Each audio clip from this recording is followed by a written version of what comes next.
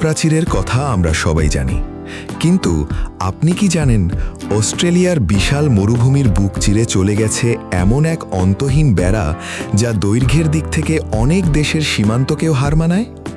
৫,৬১৪ kilometre দীর্ঘ এই কাঠামো ইটের তৈরি নয়, বরং এটি তার আর খুঁটি দিয়ে তৈরি বিশ্বের দীর্ঘতম বিরতিহীন বেড়া।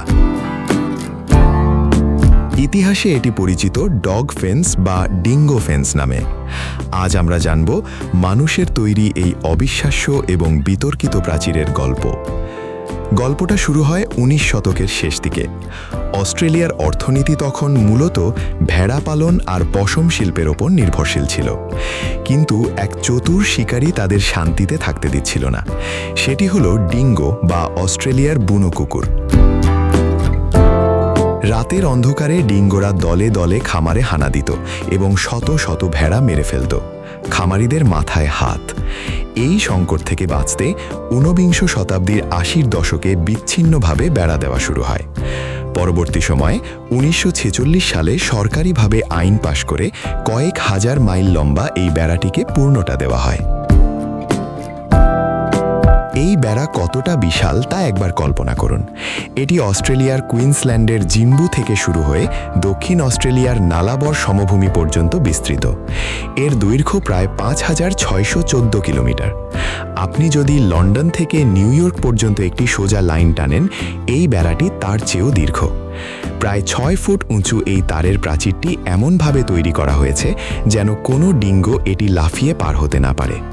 হাজার হাজার মাইল মরুভূমি আর রুক্ষ প্রান্তরের মধ্য দিয়ে এটি টিকে আছে কয়েক দশক ধরে।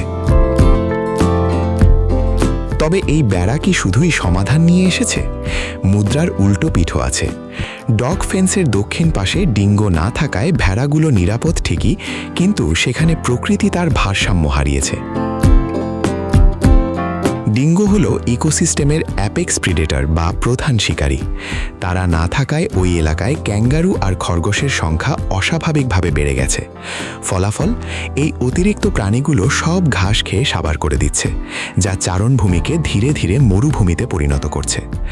মানুষ নিজের স্বার্থে প্রকৃতির যে সীমা টেনে দিয়েছিল, প্রকৃতি তার পাল্টা জবাব দিচ্ছে এভাবেই। আজও প্রতি বছর এই বিশাল বেড়া রক্ষণাবেক্ষণের জন্য লাখ লাখ ডলার ব্যয় হয়।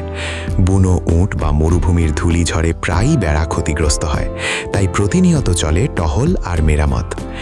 ডগ ফেন্স কেবল একটি বেড়া নয়, এটি মানুষের টিকে থাকার জেদ আর প্রকৃতির সাথে আমাদের জটিল সম্পর্কের এক অনন্য নিদর্শন। একদিকে অর্থনৈতিক নিরাপত্তা, অন্যদিকে পরিবেশের ভারসাম্য। এই দুয়ের লড়াইয়ে ডগ ফেন্স আজও দাঁড়িয়ে আছে এক অমোঘ সীমান্ত হয়ে। মানুষের তৈরি এই কৃত্রিম দেয়াল কি চিরকাল টিকবে? আপনার মতামত আমাদের কমেন্টে জানান।